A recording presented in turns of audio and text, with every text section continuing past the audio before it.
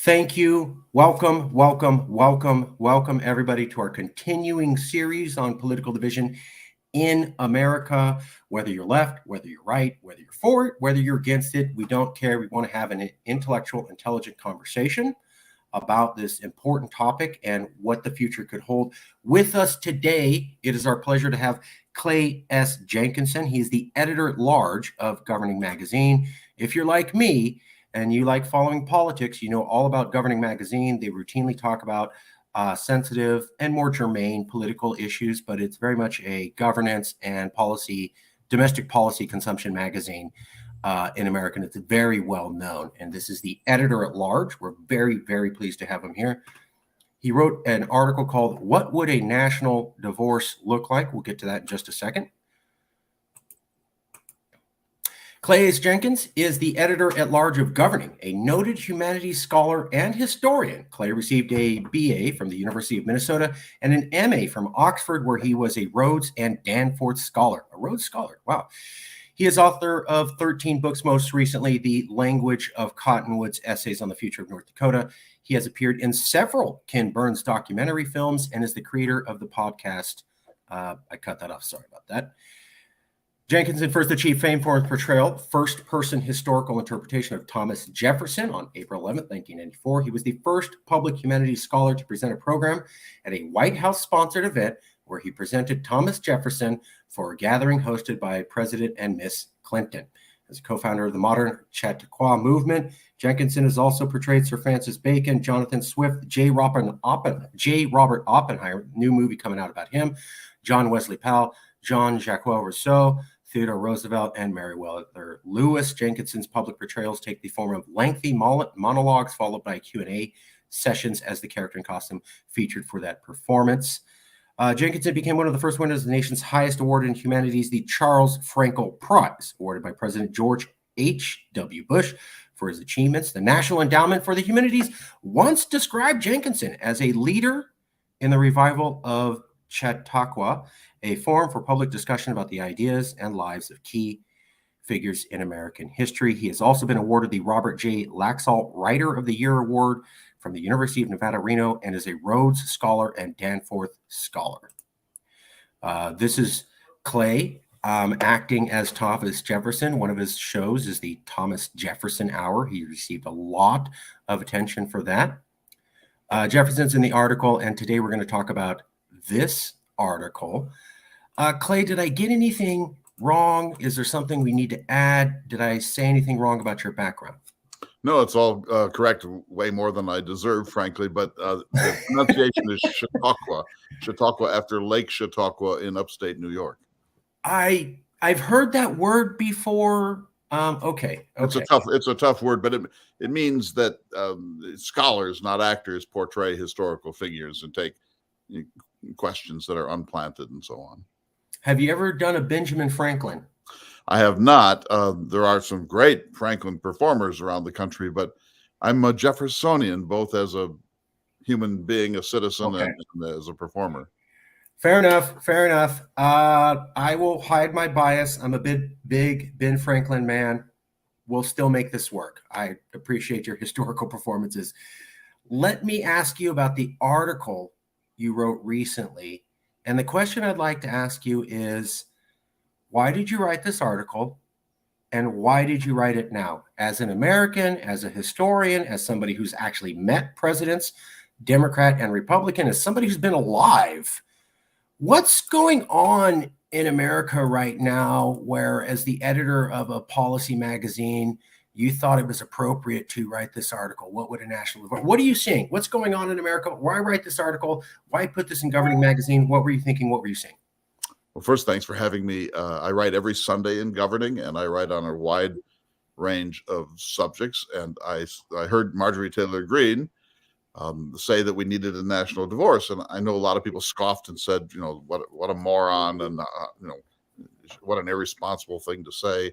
I thought, well, what if I took that seriously? What if we actually seriously contemplated what it would mean if we broke up? A divorce. Maybe we don't get a full divorce, but we live in separate apartments.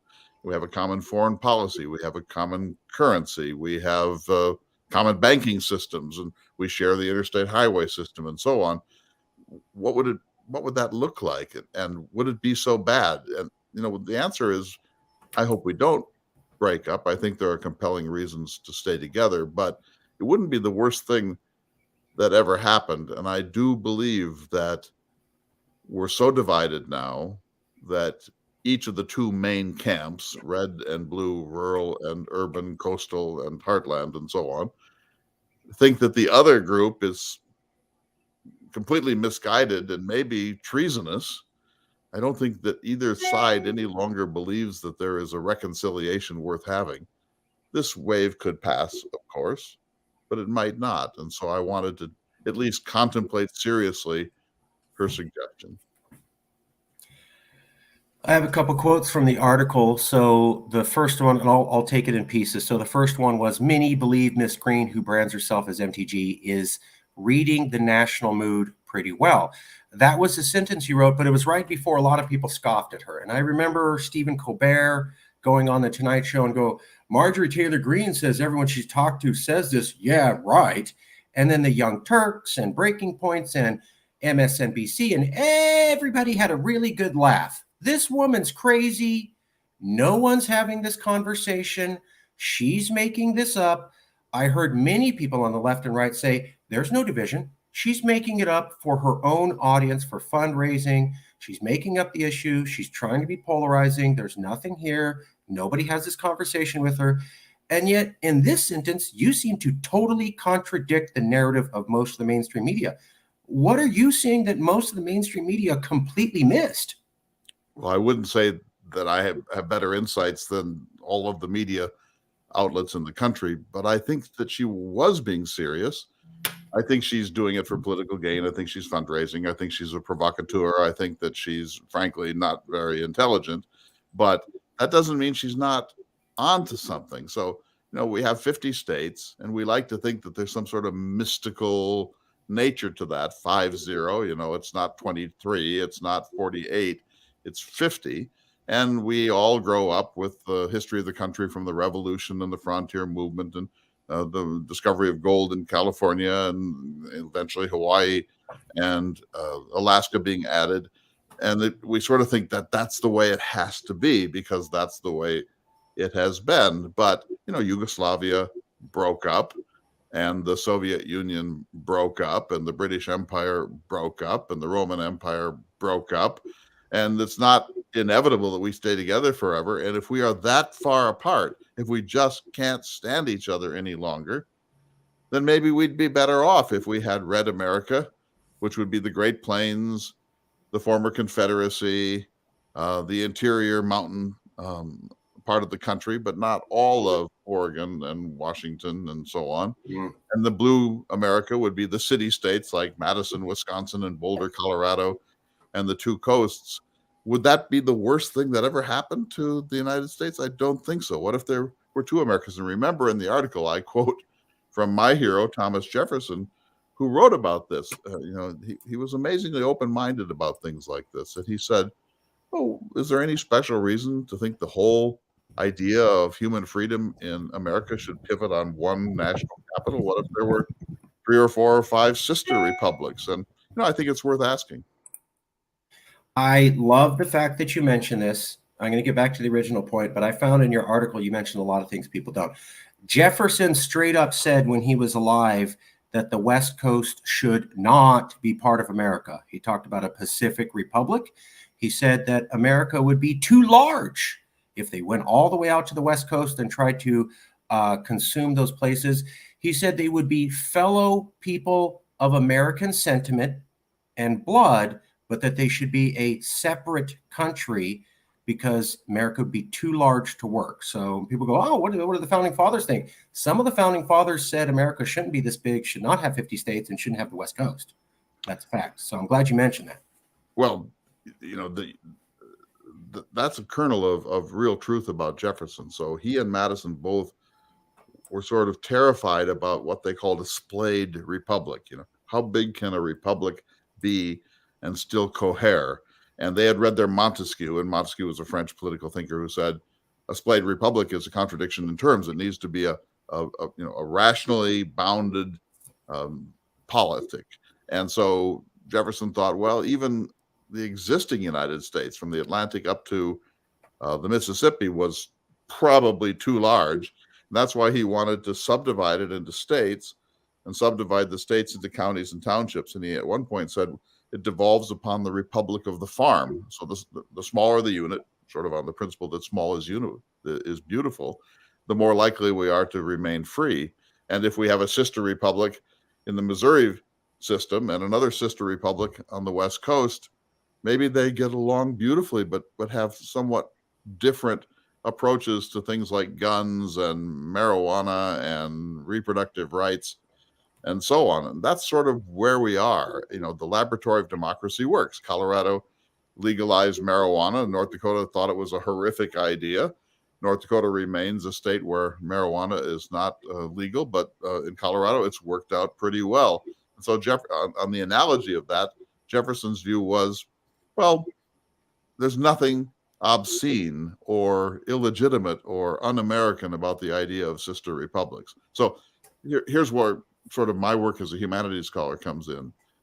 Marjorie Taylor Greene doesn't know Jefferson from Jerusalem, but it doesn't matter. She's right about it. She's reading the country pretty correctly. And her brand of America, the kind of right-wing, anti-government, anti-authority, anti-regulation, anti-tax, states' rights, always angry, always filled with grievance, always certain that somebody somewhere is going to socialize the country.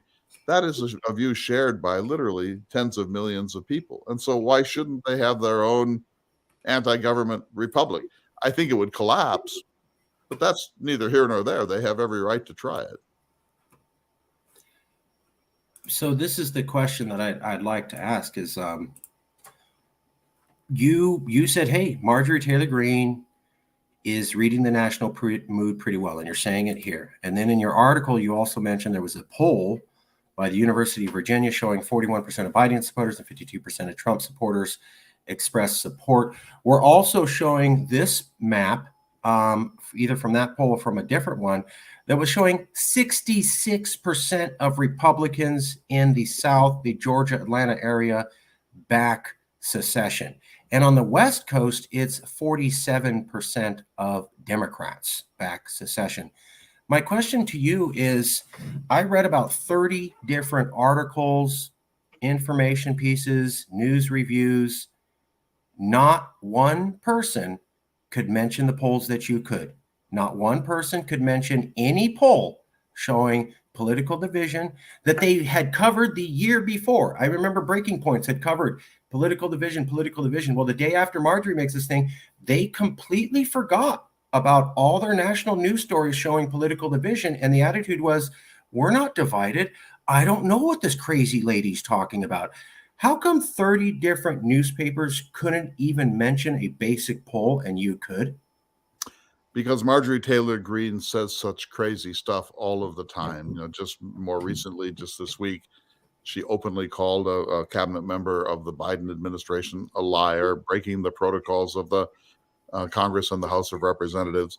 She's so willing to say crazy stuff, whatever comes to her mind, and to say it with such anger and kind of a sneering, cynical smugness that major media just wants to dismiss her. In other words, they think whatever comes out of Marjorie Taylor Greene's mouth must be moronic or incredibly irresponsible. And maybe that's true, but that doesn't mean that we shouldn't take it seriously. In other words, I might have written this article if she'd never been born, because for the last couple of years, my work has been telling me that we don't any longer have a coherent national narrative, that the narrative of, say, Arkansas is just fundamentally different from the narrative of Massachusetts.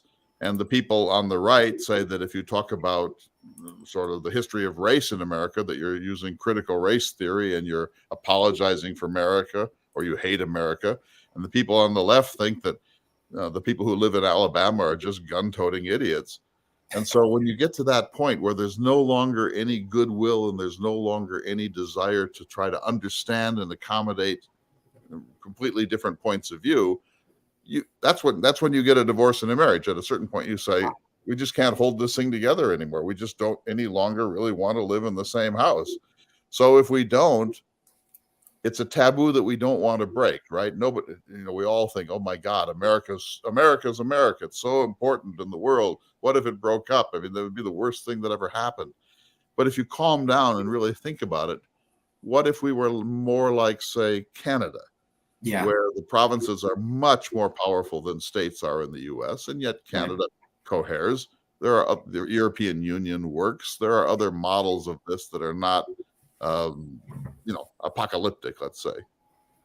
I'll just ask one more time, and then I might be beating a dead horse and we'll move on. But a lot of these news agencies say, hey, we're professionally trained reporters. We do the research. We double check. We make sure to look at the facts before we get it. And yet all of them forgot their own reporting. How do you say, I'm a fact checker, trust me as a neutral arbiter, I do the research, and then I accidentally forgot 3 news stories I covered just last year, and 30 of them do that? How does that happen?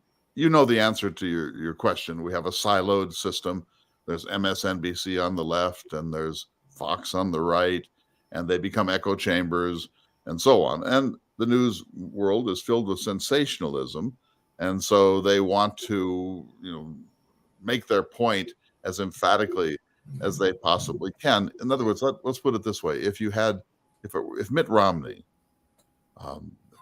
who's fairly widely respected as a moderate Republican, said, "Look, it's time for a national divorce," the articles that came out of it would have been more thoughtful, more nuanced. There would have been more research, but it's just so easy for us to dismiss Marjorie Taylor Greene. She begs for it, of course.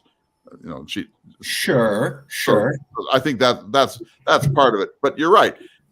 The first thing I did when I saw this, I thought, okay, I'm going to take this seriously. So what do you do next? I went to my computer and I Googled polls about national divorce, polls about polarization, and so on. And when I did so, there were dozens of sites, and I read all these articles, and I saw that these were polls that you can't dismiss. I thought, well, that has to be in here. In other words, if this was just one ridiculous congresswoman, but 82% of the country said, no, of course we don't want a divorce, then you dismiss it. But when you realize that there is a substantial percentage of people who are at least rhetorically interested in this, you have to take it seriously. I want to say one more thing about that, though. A lot of people will sort of say this in a poll without actually meaning it. In other words, if push came to shove and we had to vote in a constitutional plebiscite, whether we break up or not, those numbers would come way, way, way down. It's possible. I'd like to show you a couple numbers if I may have your permission. Of course. So this is an article from Wall Street Journal. And when I've talked to people, they go, well, that poll could have been rigged and this poll could have been rigged. But I have about 10 different polls collected over the last 3 decades from 5 to 7 sources, and they're all showing the same thing. I think that's really difficult to rig. Multiple different polls over decades from multiple different publications and different people researching, and they're all coming to the same conclusion. Basically, this one's from Wall Street Journal. In 1974, only 45% of Republicans identified as hardcore conservative. In 2016, it was 76%. In 1974, only 28% of liberals identified as hardcore liberal. In 2016, it's 59%. We went from under half to over half for both, and they both doubled since 1976. There seems to be roughly an even plateau about to the 90s, but then roughly around the 1990s to 2016, you have a gigantic jump in polarization. That goes back 3 decades. It also matches what this article said from New York Times. And they looked at how divided is America going back to 1992. And if you look at the map in the top left corner, red equals hardcore Republican. Don't even run here if you're a Democrat. You have no chance. Blue equals hardcore Democrat. Don't even run here if you're a Republican. But gray equals competitive counties where you could be Republican or Democrat and have a real competition. You can look at the map in 1992 and you can compare it to the map in 2016. We have almost completely wiped out the gray and any chance for competitive elections at the county level. All of this points to 1992, going back 3 decades. Wouldn't this suggest that the polarized news media and social media isn't necessarily the culprit? Those things got started in the last couple of years. This is going back 30 years. There are lots of ways to read that. One is gerrymandering. So, Sure. if you gerrymander the country, then you're going to have people of more extreme views. If every congressional race were truly competitive, or as many as can be made competitive were, you'd see more centrism. But if you have a highly gerrymandered country, then you'll be primaried from the left if you're a moderate Democrat, and primaried from the right if you're a moderate Republican. So that's part of it, gerrymandering. Also, Sure. social media. So 1992 is a little early, but 1995 is really when email and the internet came in, social media, 2005, 2010. So these things are growing.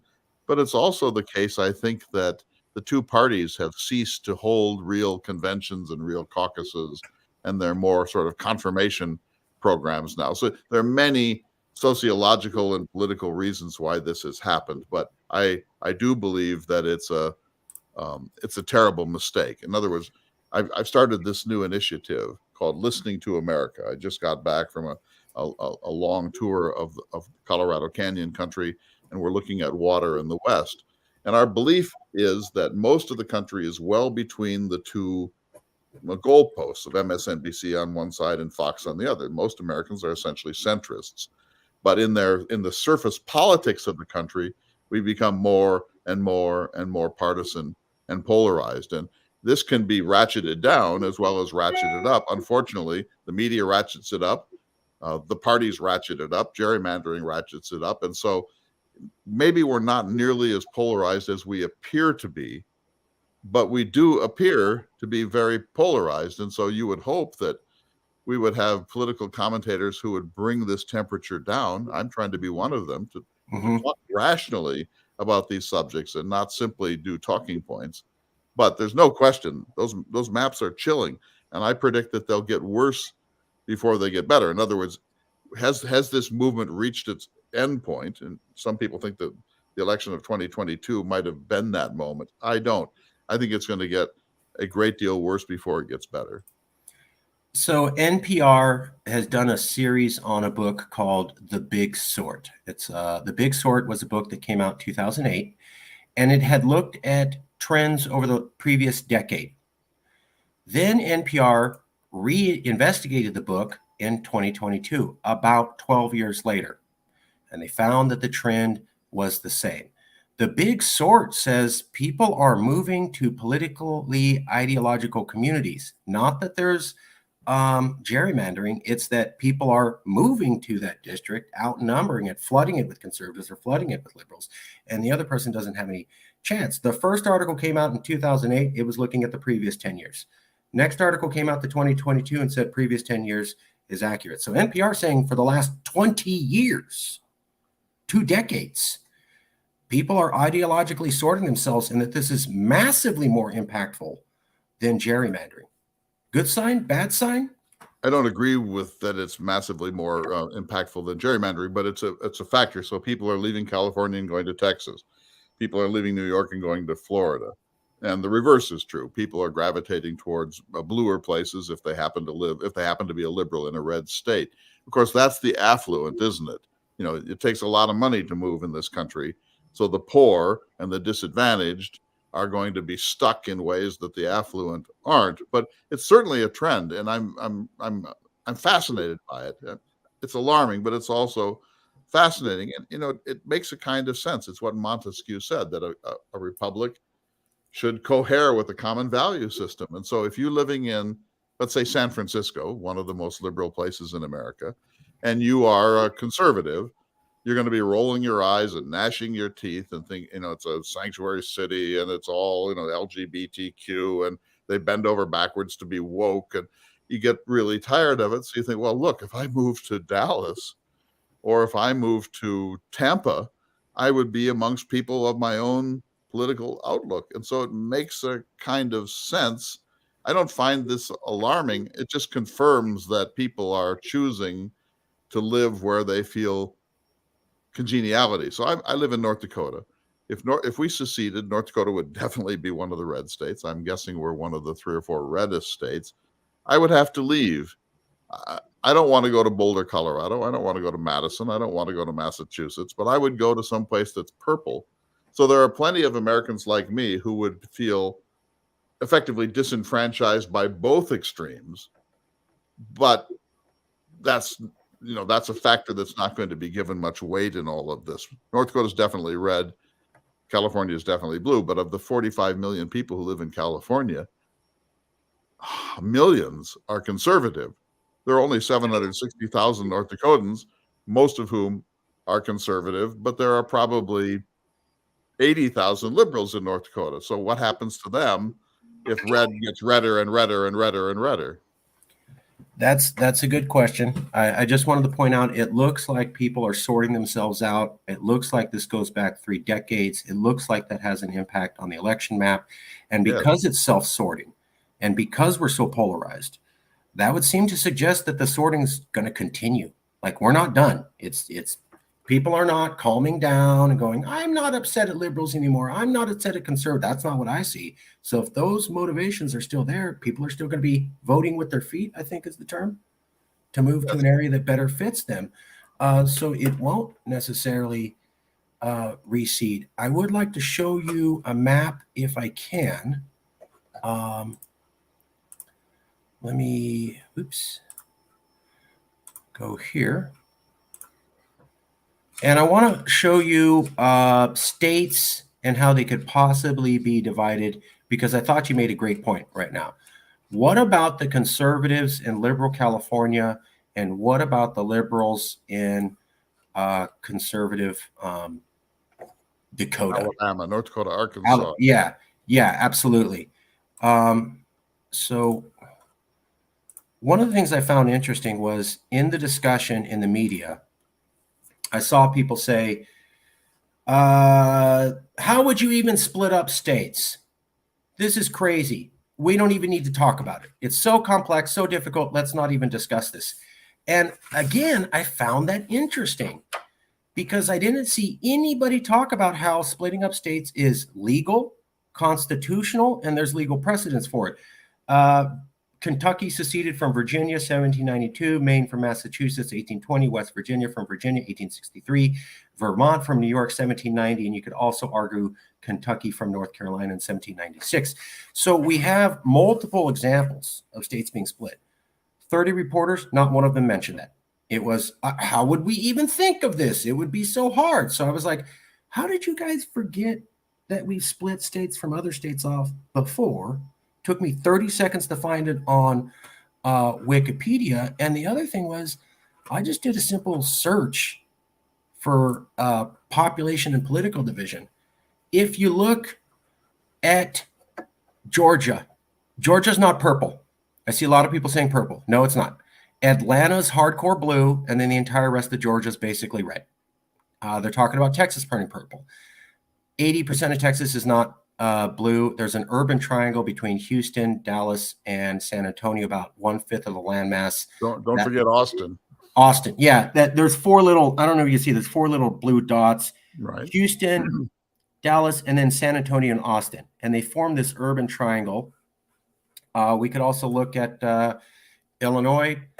Chicago's blue, 90% of Illinois is not. We could also look at Oregon.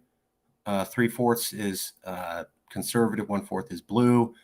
And then when we look at California, a lot of the area in red is where conservatives win elections consistently. The area in blue is where liberals win elections consistently. It's kind of neatly split up into 2 separate states. Would it be that horrible to split up states based upon political ideology and create states where you're 90% blue, you're probably going to stay blue for decades out. You're now 90% red, you're probably going to stay red for decades out. We don't have to have such contentious elections like we had in Georgia, where it's like, are we going to go all red or all blue? It's like, you guys are going to be blue, we're going to be red. Would splitting up the states like this work? Is it worthy of even having a discussion? And if it was possible, do you think it could calm things down, at least for maybe a decade or two? Well, it would certainly calm things down in a certain sort of way. So it's the original the origin of the word gerrymander comes from Elbridge Gerry, who was a Massachusetts governor, and they redistricted the state in a way that was kind of a patchwork, and it looked like a little bit like a salamander. So then this term gerrymander came up. This is what you would have. So if you had like that part of California that's red, and then the parts of Illinois that are red, and the parts of, say, Oregon and Washington that are red, to knit all that together wouldn't be one contiguous place like Germany or France or Italy. It would be a kind of a patchwork, and some places wouldn't have any actual physical contact with each other. So would that work? That does create some complications of the thing. So you would have to make some concessions right away. A common highway system, a common set of airports, no passports required, a common currency, common banking system. You'd have to have enough of the sort of bases of American life in place in common so that you could have the separation. So let's say no abortion would ever be performed in the new red America, but abortions would be legal up to a point in blue America. This would create some problems of transport and access and even understanding how the system works. That's a disadvantage of breaking up. In other words, if it were just the case that California were all blue and Alabama were all red, this would be a simpler matter. But it doesn't work that way, does it? There are conservatives in Madison, Wisconsin, and there are liberals in Selma, Alabama, and so people are going to have to vote with their feet and move to their proper zone, or they're going to be disenfranchised. So in the article, I mentioned Eastern Oregon. The people of Eastern Oregon are red state people, but they live in a very blue state. It votes Democratic every time. They feel disenfranchised, and they have every right to feel disenfranchised because their votes don't count. So some of them would like to join Idaho, where they would be Greater Idaho, and their votes would count. So that makes a kind of sense to me. It's where you have 450,000 conservatives in San Francisco, but swallowed up by a blue state. That's where that gets a little more difficult. I totally agree with you. I guess I go back to what I've personally seen. So my parents live near Santa Barbara. It's a very wealthy part of California. I'm not wealthy. They are. They don't share the money with the kids. We're supposed to work hard on our own. Can you believe it? Anyways, my stepdad is very conservative, and he voted for Trump. Not because he likes Trump, but because he liked his tax policies. He's also married to my mom, full-blood Mexican. He's also spent money on having 8 different undocumented people become citizens, and he sponsored a bunch of left causes. He always says, I would leave California in a heartbeat if I could, but all my wife, daughters, family, and businesses here, I can't go. I've seen other millionaires say the same thing. So I understand there's some people trapped behind, but we are having this great California exodus, population loss first time in 100 years. The attitude is basically if they wanted out, they would have left. And if they haven't, they're never going to leave because their family, their friends, their businesses here, they basically can't. That's what the attitude we're seeing a little bit here with those pockets. People would have to adjust or they would have to move. Now, North Dakota doesn't have a massive exodus, right? California has. No one moves to North Dakota either, however. If we broke up, we're the last least visited state. We have the winter's just not even over yet now in April, late April. But so no one moves here unless they're for some other reason and fall in love or are transferred here by their company or government sends them here or the military. But if this happened, if we became Heartland America versus Coastal America, say, there would be people who move here. And North Dakota, and I hate to say it because I love this state. And by the way, I have a book, which I hope people will read, called The Language of Cottonwoods, about the future of North Dakota. Let me find that. We could become a white supremacist haven under certain circumstances. In other words, people that don't want to live with brown people, people that don't want to live with socialists, people that don't want to live with border problems, people that don't like African Americans very much. They might be tempted to move to a state like North Dakota, which is 90-some% white. That would be a horrible thing to have happen, it seems to me, but it might happen. So in other words, there is a dark side to this polarization. If it were just whether marijuana is legal, that's one thing, hardly matters. If it's about abortion rights, that matters a lot more. If it's about creating a white supremacist homeland, like as we sometimes think of Northern Idaho, that's maybe a disaster. And so when I wrote the article, I thought, be careful here. Be careful of what you are, you're playing with some matches here that could turn out to have some very dark consequences. So we need to think this through. We need to have a serious conversation. I take your point that the media has failed to take this seriously because they failed to take Marjorie Taylor Greene seriously. But we still need to have a rational conversation about this. And I'm with the people who think things are getting worse, not better. I appreciate that. And I appreciate you're trying to have a rational conversation. I find it, and I'm holding my opinions till later because I want to be neutral and I want people to come from wherever you are and say whatever you are. This is about educating the public. But I have to say, out of the 30 people we've talked to, everybody's saying you need to reach out and talk to somebody else and reach across the aisle. And I go, great. Have you done that? 3 out of 30.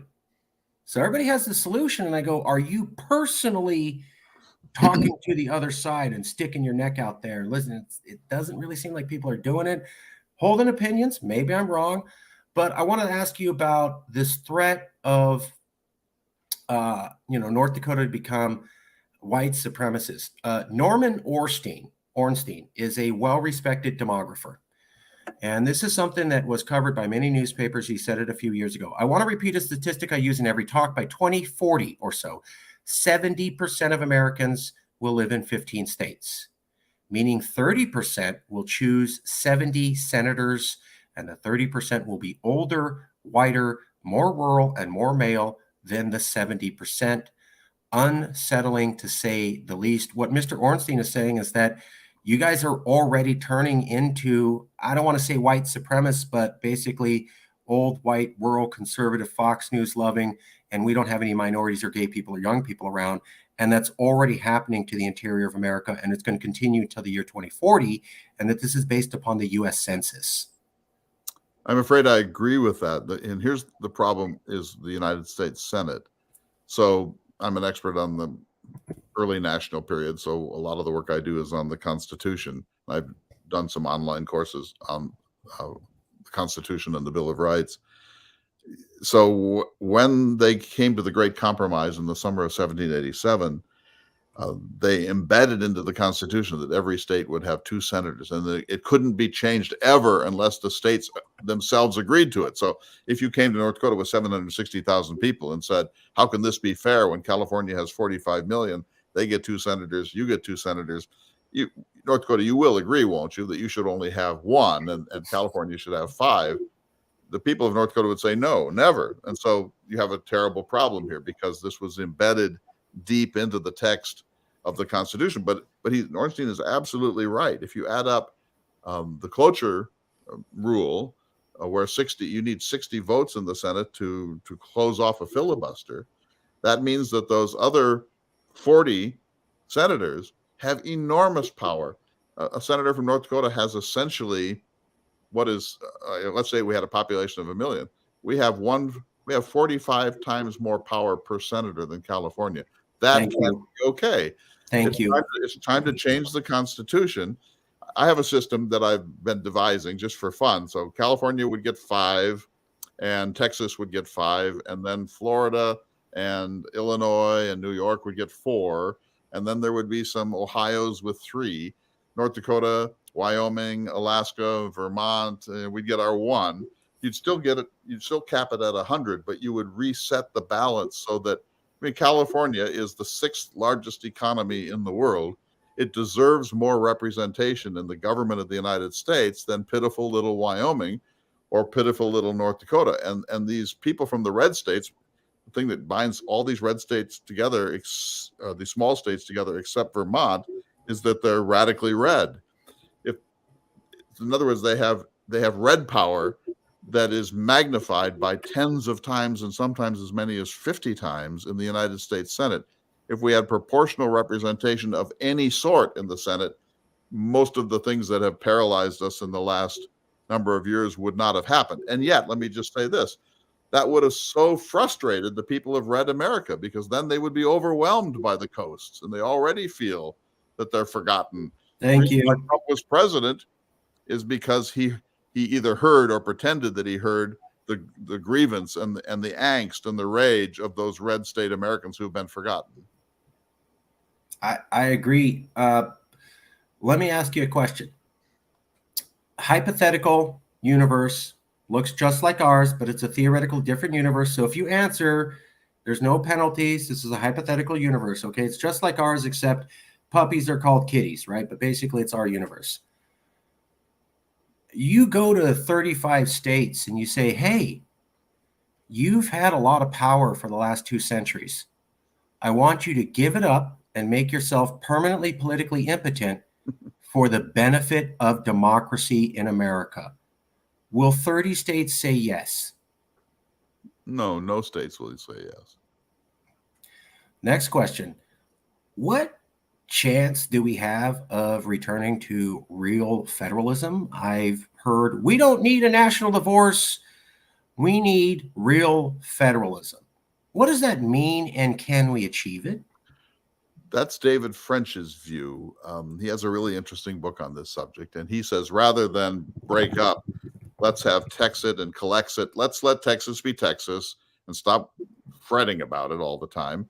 And let's let Alabama be Alabama. And let's then let Massachusetts and Hawaii and California be what they are. In other words, instead of having just a small number of things that are different per state, let's let the states define themselves, and let's maybe pull back on the 14th Amendment to the Constitution so we don't have a uniform nature of everything in the country. If we do that and let Texas just be a more right-wing, gun-toting, anti-abortion, anti-government place, then they will calm down and stop threatening secession and stop raging all the time. And Massachusetts can be as liberal as it wants. It can go all the way to socialized medicine and cradle to grave healthcare and education and so on. And Texas won't mind because it's no skin off their back. And so I think that what he's trying to do is to stave off the breakup of the country by saying true federalism, which is the 10th Amendment, and which Jefferson wanted, of course, very badly. True federalism means that Virginia gets to be a Virginia, and that doesn't have to conform to the things that, say, New Hampshire wants, and that this is actually healthy. It's a healthy way to live. Can we have real federalism? Is that a realistic thing? Americans going, I don't know where the country's going. I'm worried. I'm concerned. I need to pick something to put my heart and emotion into. Okay, I'm going to pick federalism. Federalism is the way we're going to save America, like David French. Would it work? Magic wand. You have a magic wand. Poof. Federalism back like we had in 1820. We suddenly get reduced back to 1820 level federalism. Does that reduce the tension? Yes, mostly. So it would reduce the tension, and maybe we should experiment with it. The real test will be the Supreme Court. So in the Dobbs decision on abortion last year, the court said, really, let's go to federalism here. Let's let the states decide on a state-by-state basis. If that is what happens, that will be one thing. But if now they go farther to make abortion illegal across the country, in other words, if the court really believes in the 10th Amendment, let's see it.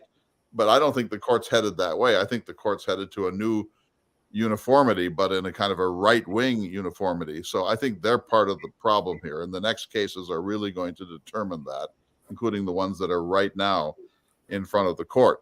And the other problem with this, of course, is that you sometimes need an external authority to come into, say, Topeka, Kansas, and say, you're not going to integrate your schools. Right. So we're going to Eisenhower, 1950s. Yes. And so, if you believe in human rights, and we all do, of course, then you need external authority at times. Probably there would be no national parks that the states themselves would have created, but when you have a national government that can come to Alaska and say, we're going to make a national park here, that's the consensus of the country. Sometimes it's important to be able to overwhelm local interests. And so this is, as you know, it's a very complicated subject, but there's no simple solution to the situation that we're in. I do think you're right about one thing, which is, well, many things, but one thing in particular, which is that our national media are ratcheting this up in really dangerous ways. Fox more than MSNBC, but both of them. And that this is not good for this country. This is not good for America. And what I'm doing with Listening to America, and I invite people to go to our website, ltamerica.org, we're saying nuts to that. The actual people of the country are more interesting. They're more centrist. They're more calm. They're more rational. They're more decent. They're more neighborly. They're just fundamentally better than what you hear every night from 6 till midnight on any of these siloed networks. And they're doing it for profit. And we just saw with the enormous settlement that Fox had to make over the voting machines that there's a price that you pay, that this is playing with real fire. January 6th is real fire. And I don't think the market's going to solve all these problems, but the settlement that Fox came to indicates that there are limits to how much of this you can get away with. And I wish there would be more pressure put on our networks to conform to basic truth and then opinionate. I agree. Unfortunately, I've had to inform many people. There's this TV show called MSNBC, and they had a host called Rachel Maddow. And she accused a company of being directly funded by the Kremlin, which was a lie. She lost in a federal court. And MSNBC had to say, yeah, that was not true. She lied. The reason they got out of paying any money was they said, Rachel Maddow's an entertainer. She's not a news host. We're an entertainment network. You shouldn't see her as news. You should see her as entertainment. And they were able to get clear of it. When I talk to liberals, I have met no liberal in all of America who's aware of that court case at all. They're only aware of Fox. They have no idea MSNBC did that. And I'm going over to my dad's and I'm watching MSNBC laugh and laugh and laugh about what Fox News did. And I go, you guys did the same thing. Nobody knows. Well, the same is true on the other side, of course. So there shouldn't be a double standard. Look, do we believe that there's a basic liberal bias in our media? Yes. How severe that is, I'm not certain, but clearly it's there. And we should face that straight on. And if MSNBC can say that there's no bias without choking, then they're pretty good actors. But I also believe that if you go to Fox now, they're not saying much about their settlement. They're talking about Hunter Biden's laptop. Fair enough. A lot of them are on not doing so great. By the way, Listening to America. This is the page. This is what it looks like. Go to ltamerica.org. LaughingTriangleAmerica.org. Sorry, my father was in the military. I've learned how to do the acronym things. Listening to America. Check it out for this reason. We've done a lot of interviews. Very few people are even attempting to do what you're doing. From what I can tell, very few people are talking a big game about what we in the royal we need to do, but I don't see them actually putting skin in the game. Let me ask you another question. And I was smiling because you've brought up a couple points that I've been saying and I haven't seen anybody else bring up. So it's kind of nice. Roe v. Wade was overturned by the Supreme Court. They said, hey, we're not taking away your rights. We're returning it to the states. I'm in California. I know some New Yorkers. Nobody in California or New York took it that way. They interpreted it as, you're taking away our rights for a woman's rights to choose. Oh my God, it's going to be the end of the world. Nobody was saying, relax, it's kicked back to the states. We're never going to lose an abortion here. We had our governor spending tax money to put advertisements in other states that abortion will always be safe and legal because Californians viewed it as a national threat. Fast forward to the other side, the Republicans have for decades, they've made their entire party about this. We're about federalism, less federal control. Okay, Roe v. Wade comes out. It's kicked back to the states, and you brought it up. What does Mike Pence, the vice president, do right away? Not good enough. Federalism's not good enough, Republicans. We need a national abortion ban.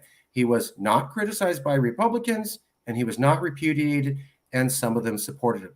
So if one party rejects federalism completely when it's there, and the other party literally committed hypocrisy at the first time in 3 decades they had to live up to their promise, what chance do we have of returning to real federalism? That's very upsetting to see that the Dobbs decision, which was championed by believers in federalism, is now being perverted by some of them as the first step towards a total ban. Let me stop just for a moment. This subject is deeply upsetting to me, because now you see people on the left saying, we need abortion rights in this country. We'll fight to the death to protect this. And people on the pro-life side saying, we're going to ban this. This is murder. This is really wrong. Abortion is a horrible thing. Even abortion for a good reason is a horrible thing. We all know that the ultrasound and everything else is making this decision harder and harder and harder and harder. I remember a time when there were pro-life Democrats and pro-choice Republicans. Now it's a litmus test in both parties. This can't be good, and we shouldn't be talking about abortion as if it were pickleball or as if it were highway speed limits. And this idea of the shouting about something so private, so intimate, so fundamentally troubling as abortion is a sign of national decline universal on both sides. Everyone should be saying this. Abortion is so delicate, so problematic that the less we talk about it, the better. And when we talk about it, we should talk about it with great reverence for the life principle, whatever your politics are on this thing. And the way that it's now become badminton sickens me. I just heard the other night this kind of smug absolutist talk on both sides. And I thought, this is not good. This is not what a civilized country does with something like this. We wouldn't talk that way about infanticide. We should not talk that way about abortion. Whatever. I'm with Bill Clinton. Legal, safe, rare. Legal, safe, rare. Legal, safe, rare. Right. So I'm not in any way 100% in any direction. We need centrists. And by the way, you have your slide up of Listening to America. I urge people to go to this site, because what you said is true. We just came off this thing. We went off to the Canyon Country to look at water in the West. And when I went there, I spent 10 days. We interviewed a gazillion people. We traveled all sorts of miles. And what we discovered was that this has been radically oversimplified in the national media, as if like the West is running dry and going to be wholesale depopulation of Scottsdale and Phoenix and, and so on. It's more interesting, it's more nuanced, it's more complicated, and it's more diversified than that. And so what we're doing with Listening to America on questions that you and I are talking about of the national divorce is saying, let's listen. Let's really listen to people and not just impose a preconceived idea of what the story is. And so every national newspaper now goes out to Page, Arizona, looks at the bathtub ring in Lake Powell and says, it's the end of civilization as we know it. That's not going to get us anywhere. That's the same sort of simplistic polarization that you're talking about with this story. And so what we're doing at Listening to America is really going out to listen. And we came back after 10 days with quite a different view of things, because we were letting the story tell us what it was rather than the other way around. And that's a major problem with media today. You used to call that real journalism. Well, I hope so. Yeah. I'm not going to bog down on the topic, because this is about political division, and we want to make sure to be fair to the algorithms and the watchers. But I will point out something that, and I'm just curious how you feel about it. So I watched a TV show program once when they were talking about the abortion debate, and there was two people, newscasters. They were like 50 and 60. And then there was a girl in her 20s.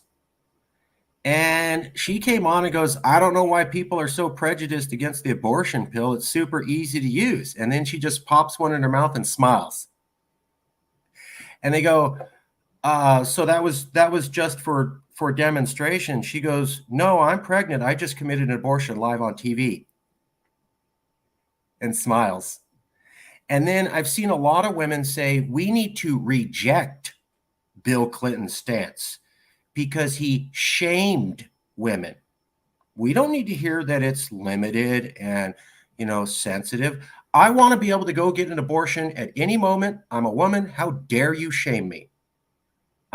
Signs that we're going to be able to be cohesive as a country, or terrifying developments? Well, I've been interviewing a man named Ed Watts of the University of California at San Diego, and he has a book on how republics die. It's a fascinating book. He's a classicist. His interest is the Roman Republic. And, now we're sort of getting to this point where the Rome analogy really means something. Private armies, elections that are contested, and there's not a peaceful transfer of power, gladiatorial sports of the kind that, pro football and so on, cage matches and so on, a public that's largely disaffected and just entertaining itself rather than paying attention to the public square. It's kind of hyperbolic rhetoric that's pumped up by the echo chambers of the media. Debased currency. Our educational system collapsing. That we're circling the drain here. And when you get to the point where someone would, if this is a true story, pop a pill and say, "I just had an abortion," that's so private. That's something that decency would forbid you ever to talk that way in public. It makes me sick to my stomach to think that this may be a true incident. It might have been political theater for all we know. But it's true. It got absolutely to bring happened, not verified. Okay. When I did a lecture a couple of years ago on violence in America, and I looked at James Bond movies in 1960 and James Bond movies today. The violence in the 60s was sort of high karate, hitting someone lightly on the neck, they fall down. Yeah. And now it is it is so viciously violent and fascinating, don't get me wrong, but we have moved into a kind of hyper violent state. We now have a mass shooting almost every week, sometimes every day in this country. We are out of control. We're circling the drain of American civilization, and we have to restore civility. That's Thomas Jefferson. We have to restore public education. That's Thomas Jefferson. We have to stop shouting and start listening to each other. There are ways to fix this, but what we have here, unfortunately, is a national spiritual crisis. We have a deep national American spiritual crisis. We're at Costco, we're obese, we're indifferent, we're entertaining ourselves to death, and we're watching the death of the American Republic, and the public doesn't understand what's happening because they don't have the vocabulary to understand what's at stake anymore. And so if we don't turn this around, we will lose this experiment. We came close. We've been flirting with autocracy here. We could move into autocracy if we're not careful. And so we have to have a national regeneration.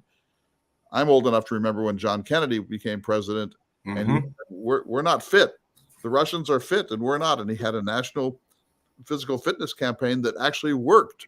These things can happen under the right leadership, but we're not getting that leadership. We're not getting it from Trump. We're not getting it from Biden, although I think he's a little bit better, way too old for this job.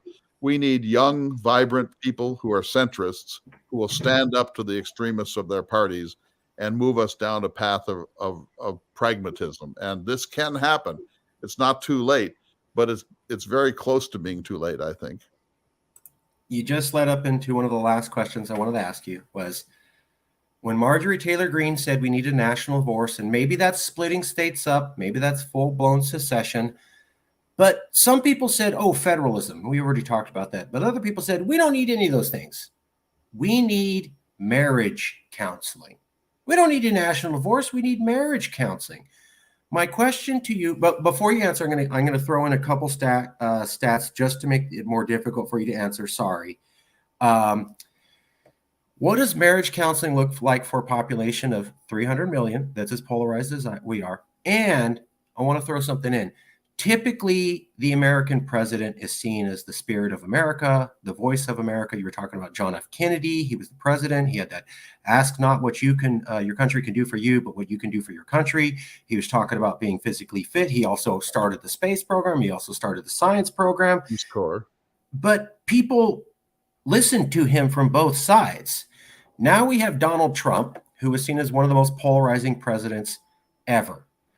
Then Joe Biden comes and says, I'm the return to decent America, the decency America. And people will join me and quote unquote, there will be a period of national calming once I return America to normal and the Republicans will realize what they did is wrong.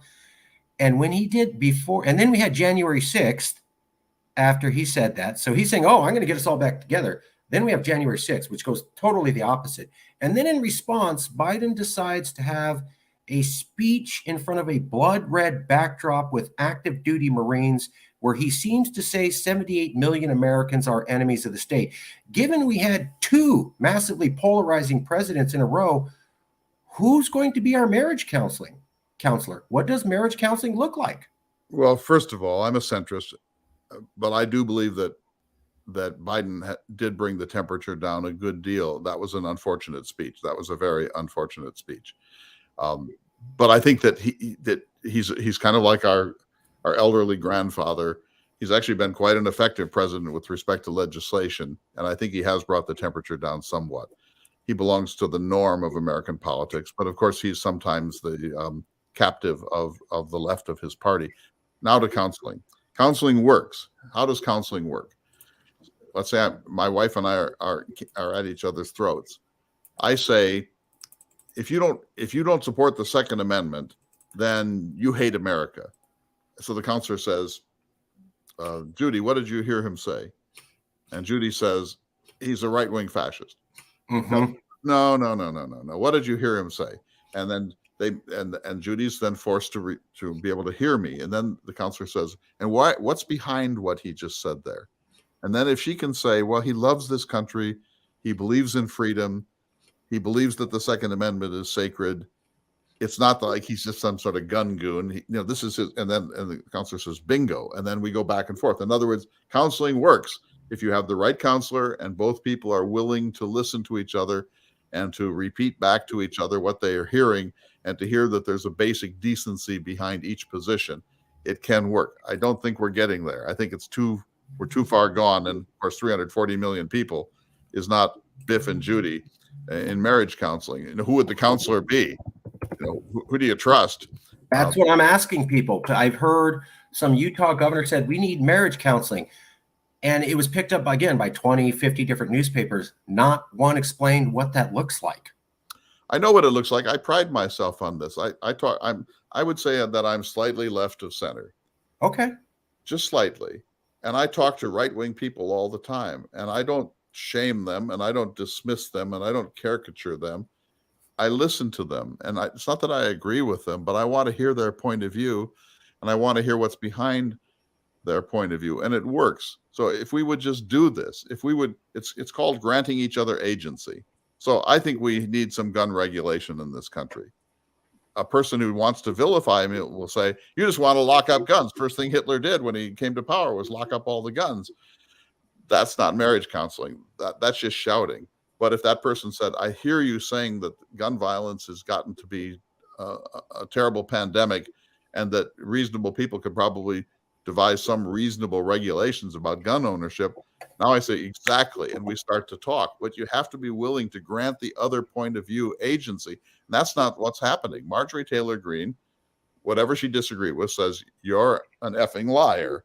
And on the left, they just regard everyone who talks like her as a Southern cracker.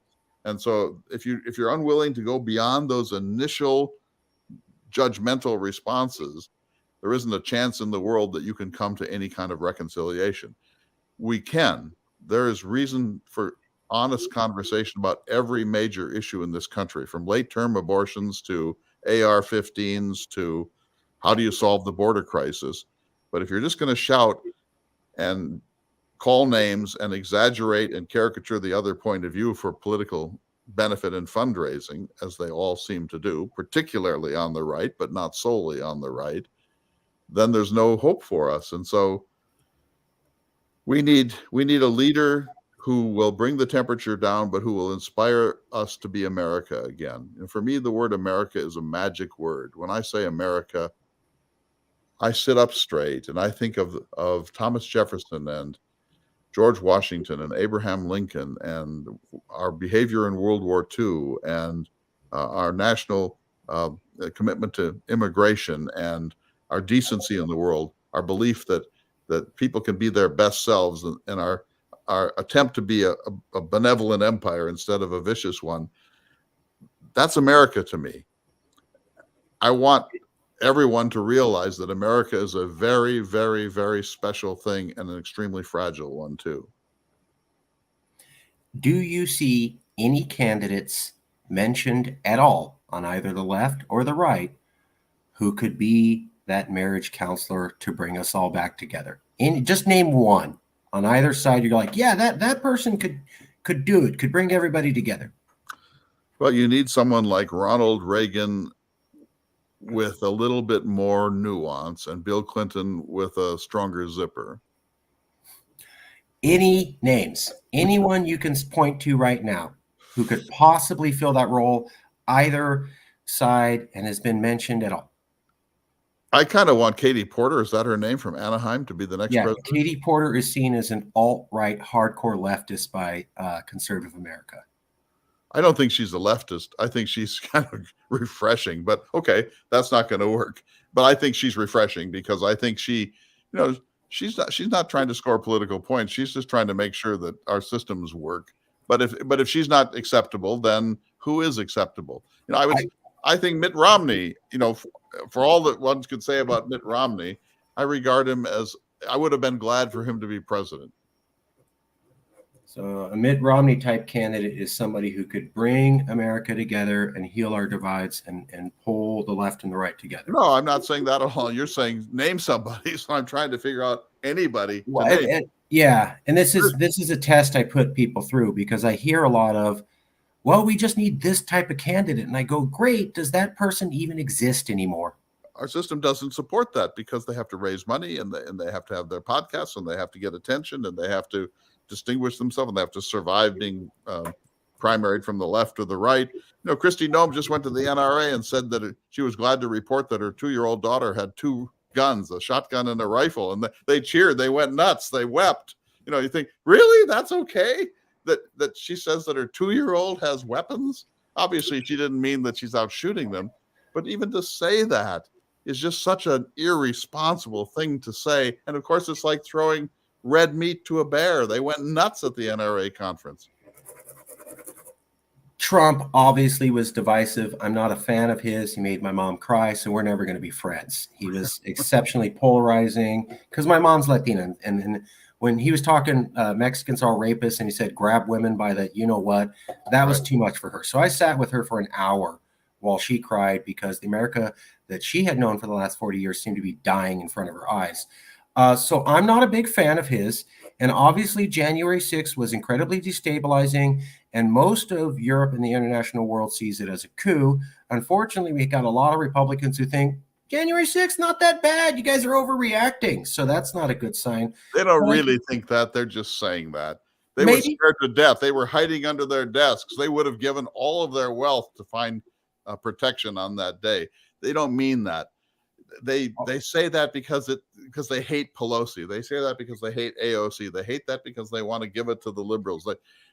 They say stuff that they don't mean all the time on both sides because that's where we are as a nation. But believe me, they were cowering and sweating under those desks like everybody else. Sure, but that also proves the point that you just said. They were saying it because that's what they think the nation wants to hear, or that's what picks up. Or their partisans want to hear. Or that's what their partisans want to hear. So the people wants to hear that. So a lot of division on the right. I'm not excusing that.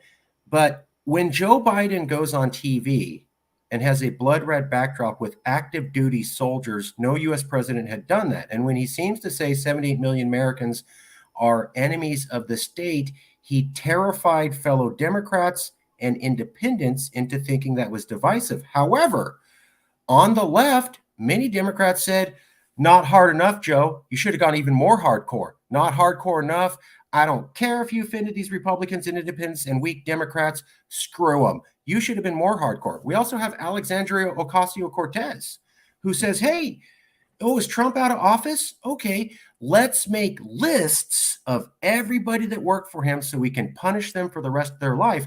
Literally what the Nazi Party did. When I bring that up to liberals, they say, good, great, awesome.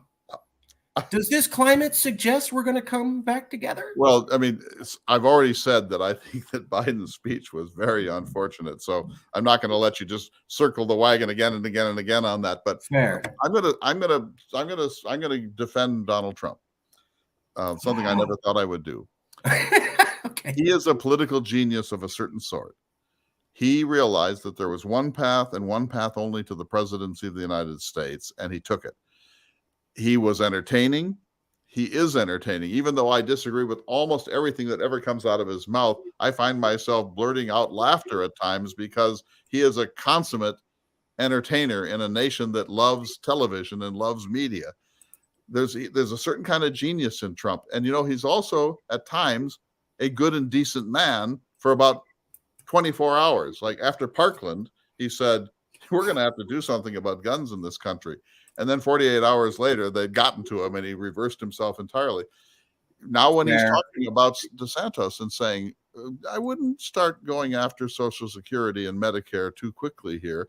There's a kind of a real human being somewhere in Donald Trump that got hairsprayed over a long time ago. But he's not a moron, and he's a highly entertaining figure. And you have to say that the two most effective political figures of our time have been the highly imperfect Bill Clinton and the even more highly imperfect Donald Trump. Donald Trump swept 16 Republicans off of that stage and became the president of the United States. And if he had made a turn, if he had handled the pandemic with even moderate success, he would have been reelected. I totally agree with that statement. He couldn't do it. He totally agree with that statement. He doesn't know how to be a leader. He only knows how to be a grievance man. He was even with half the country hating him, he would have won if the pandemic was seen as handled correctly. I firmly believe that because the economics were in his bag. And I think he's too old to be president. I'm certain that Joe Biden is too old to be president, but I don't think that Trump will be the next president of the United States. But I also feel, and I wrote about this in Governing, that maybe he deserves to be indicted. Maybe he deserves to go to federal prison. But I think the American people have a kind of a taboo feeling that even if he's a schnook, which he clearly is, we don't really want to go down the path of indicting and jailing our former presidents, however awful they really have been. And I think that shows that it's a respect for the presidency. It's a respect for the Constitution. It's a respect for the idea of the presidency. And so if I were Joe Biden, I would do two things. I don't know if you'll like this or not. You got the wand. You have the magic wand. You can make this happen. What would you do? Number one, in about a week's time, I would pardon President Trump. I would give him a complete pardon that he's pardoned. That's it. Of course, Trump would go nuts because, but still, I'd pardon him. And then a week later, I would say, and I'm more serious now, but I meant what I said. I would say, Joe Biden, came in to save the country. That's why I ran. And I believe I have saved the country. I brought the temperature down. I'm too old. I don't have the right stuff anymore. This should be done by younger people. Therefore, I will not run for re-election in the year 2024. If he did those two things, he would be remembered as a national hero in American history. He's too old to run again. He probably will run again. He'll probably win. It's not good for this country. He should pardon Trump, get this nightmare over with. I don't want to spend the next 5 years every night turning into Fox and MSNBC to talk about the latest indictment, well-deserved, I'm sure, of Donald Trump. I agree that would actually be healing. If we said, I'm Biden, and maybe it's going to piss off people in my own side of the party, but I'm doing this because I believe it's what's best for the country. And as leader, I expect you Americans employed me to do this. So I'm going to take the hit. I'm going to take the unpopularity, and I'm going to do it because I think it'll bring Americans closer together. Joseph Biden pardoning Donald Trump and just saying, there's other fights for us to fight. We don't need to go down this rabbit hole. It's even if he has it completely deserving and he did all of it, it's too damn close to a banana republic. Well, it's, maybe he deserves it, but I think some part of 80 million Americans are essentially Democrats, and some part of 70 or so million Americans are essentially Republicans. The idea of Donald Trump in prison would be so destabilizing to the future of this country. I mean, I know some people on the left just can't wait to see it, but I think that's a terrible, terrible mistake. I think that we want to just let him slip away into dotage, live with his gold-plated faucets, and have his presidential library at $4 billion and with giant Legos of him everywhere. Let Trump be Trump. But I think to keep him in the center of our national attention for the next years is a colossal and tragic mistake. Heading the wrong way to do that, not heading in the way that's going to help us. Okay.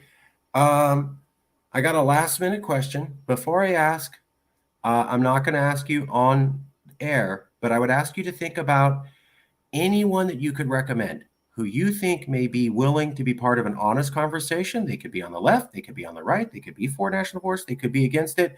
I'm going to send you a copy of the video and email later. If you would be willing, have some recommendations. If you can think of anybody, then I just wanted to put the idea in your head. Last question I typically ask everybody. So I'd like you to picture somebody watching this interview. And we've been here about an hour. They've watched it. They thought it was pretty interesting. But 5 days from now, they're going, I watched that interview and it was the editor of Gun Henry Magazine. He said a bunch of smart stuff. I don't clearly remember all of it, but there was this one thing he said, and I just can't get it out of my head. What is that one super sticky thought that people aren't going to be able to erase from their memory 1 week from now?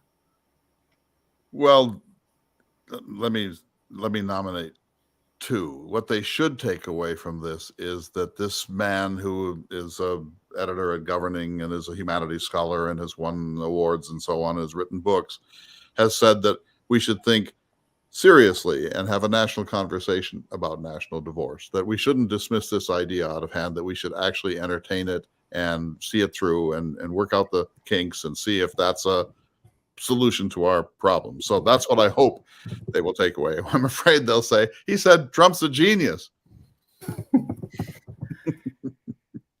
No comment. No comment. I'll tell you what I want. Here's what I want them to take away. For listening to America, I want them to go to ltamerica.org. I need an Airstream trailer. And I know some of them out there have one that they're not using. It's in their backyard. They think, we should get rid of it. Here's this guy who would take it so seriously. You can find me through Governing or LT America.